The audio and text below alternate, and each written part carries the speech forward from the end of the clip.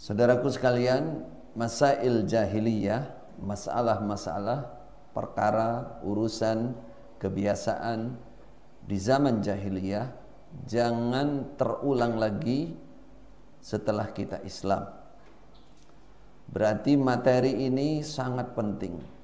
Karena apa? Karena Rasulullah sallallahu alaihi wasallam betul-betul membersihkan diri dari masail jahiliyah.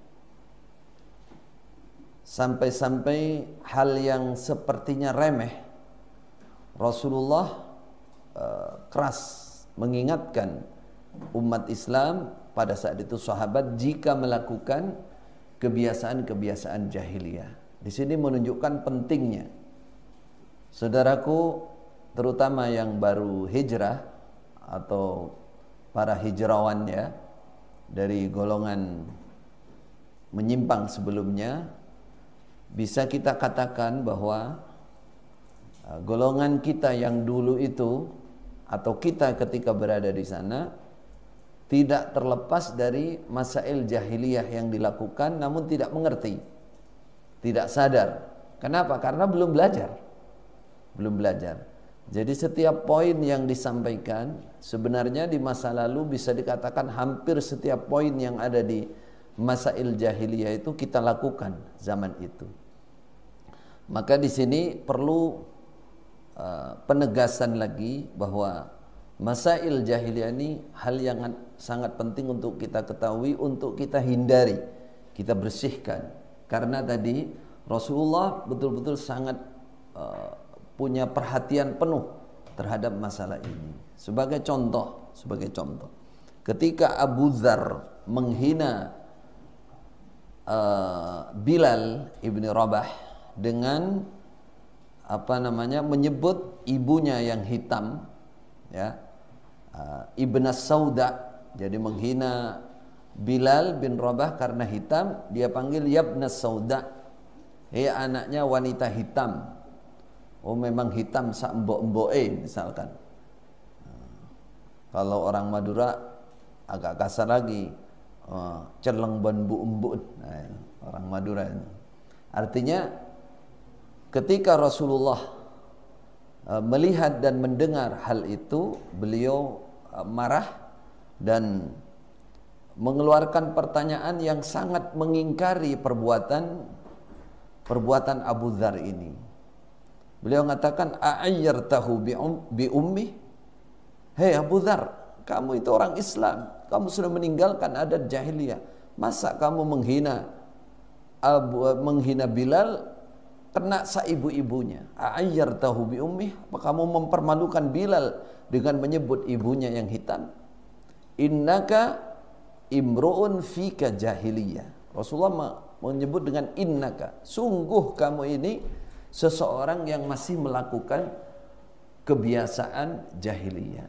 Coba sekarang kita perhatikan bagaimana Rasulullah mengingatkan Abu Dzar dengan sekeras itu. Padahal hal seperti itu, mohon maaf, untuk zaman ini biasa kita lakukan itu. Menghina orang, ya, meremehkan orang. Itu biasa kita lakukan. Padahal itu adalah perkara jahiliyah yang harus bersih dari diri kita.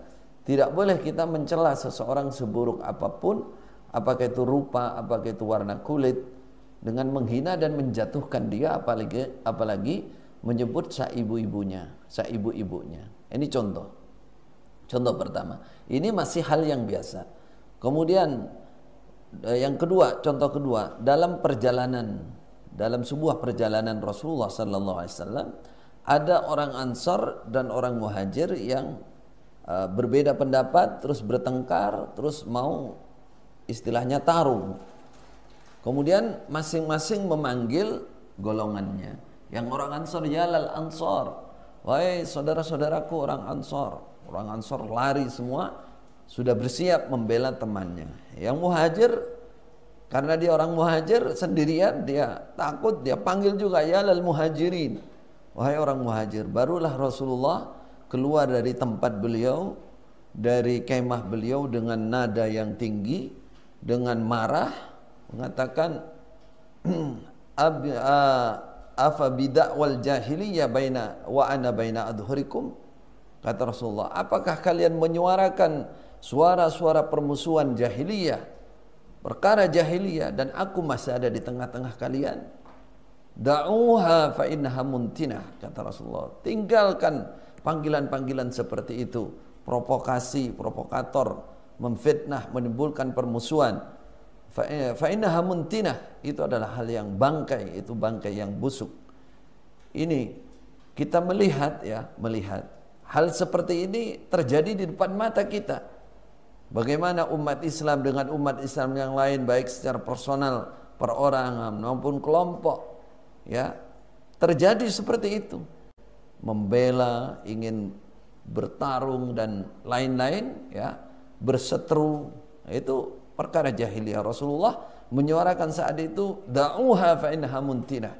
Itu hal yang bangkai, itu yang bau busuk, harus kalian tinggalkan. Itu contoh bagaimana Rasulullah sangat mementingkan masalah-masalah jahiliyah harus bersih dari diri kita, dari kelompok kita. Contoh lagi, Rasulullah mengatakan, misalkan man mata bi ghairi imamin mata mitatan jahiliyah. Siapa yang mati dengan tanpa imam, maka mati sebagaimana matinya orang jahiliyah. Atau walaisa fi unuqihi bai'atun mata mitatan jahiliyah. Tidak ada ikatan bai'at di lehernya, maka mati jahiliyah. Nah, ini peringatan keras. Yang dimaksud di sini bukan mati kafir, tapi mati dalam keadaan seperti kematiannya orang jahiliyah yang berfirqah-firqah, berpecah belah tanpa ada satu pemimpin yang menyatukan, Itu pengertiannya. Jika mampu, ya, memiliki satu pemimpin yang menyatukan, sengaja tidak mengikuti pemimpin itu, berarti itu melakukan perkara jahiliyah. Jika mampu membuat seorang pemimpin menjadi satu, tidak lakukan, berarti itu melakukan pekerjaan orang jahiliyah. Ya, pemimpin itu imam, penguasa, pemerintah. Nah, karena di masa jahiliyah tidak ada kepemimpinan tunggal antara kabilah dengan kabilah lain, bertarung, bertempur, ya. Tidak ada satu kepemimpinan masa jahiliyah.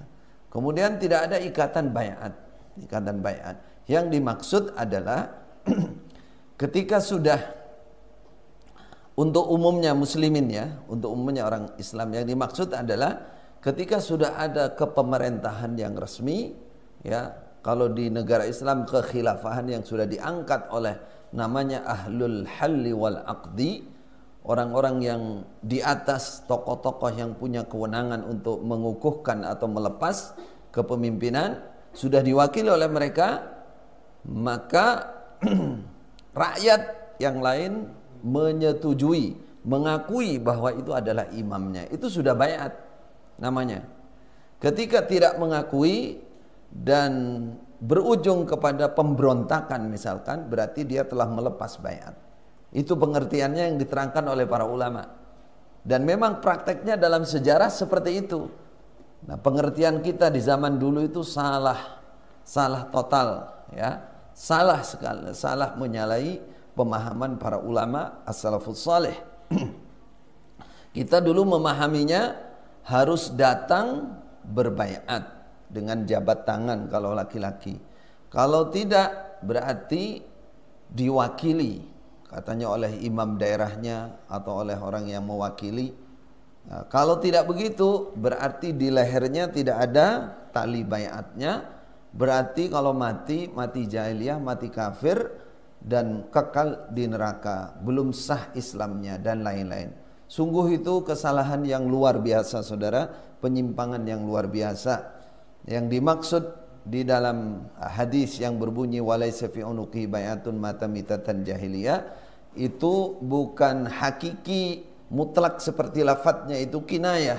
Itu yang dimaksud adalah mengukuhkan, mengakui, kalau untuk masing-masing rakyat, ya, masing-masing ru'yah per satu orang, bahwa seseorang yang sudah ditetapkan atau dia sudah bertengger sebagai penguasa, walaupun sampai para ulama menjelaskan, ya, walaupun dia mendapatkannya dengan cara kudeta, tapi kalau sudah berkuasa, ya sudah, diakui sebagai ulil amri, apalagi didapat dengan sistem kekhilafahan dengan cara yang benar dan lain-lain. Nah, itu kalau sudah berkuasa itulah diakui sebagai imam. Nah, mengakui, terima, tidak berontak, ya, tidak resolusi, itu berarti sudah berbaiat, sudah mengukuhkan juga, sudah setuju juga. Itu yang dipahami oleh para ulama. Dan bukti sejarah juga demikian. Siapa yang berontak, maka disitulah tali baiatnya lepas. Nah, kalau mati kafir, kekal neraka, tidak. Matinya dalam mati pelanggaran besar, maksiat yang besar, sebagaimana yang dilakukan oleh orang-orang jahiliyah. Itu terjadi dalam sejarah. Misalkan Muawiyah tidak menyatakan baiat kepada Khalifah Ali, bahkan akhirnya dia dibaiat, bahkan terjadi perang antara umat Islam saat itu. Saat itu tidak ada yang menghukumi Muawiyah mati jahiliyah, kafir seperti Abu Jahal, tidak ada. Bahkan Muawiyah akhirnya menjadi khalifah yang resmi, ya, ketika Hasan bin Ali, setelah Ali terbunuh, Hasan bin Ali menggantikan dan menyerahkan kekhilafahan, kekuasaan kepada Muawiyah. Disitulah umat Islam, pakar sejarah mencatat sebagai disebut dengan Yaumul Jamaah, hari persatuan umat Islam, karena khalifahnya hanya satu di Syam, yaitu Muawiyah. Begitu juga keturunannya, berpuluh-puluh keturunan, namanya Bani Umayyah atau Khilafah Umayyah. Itu tercatat dalam sejarah. Tidak ada satupun yang mengatakan wah ini kekhilafahannya tidak sah, wah ini orang jahiliyah karena tidak baiat kepada Ali dan lain-lain. Itu sangat jelas, hal yang gamblang.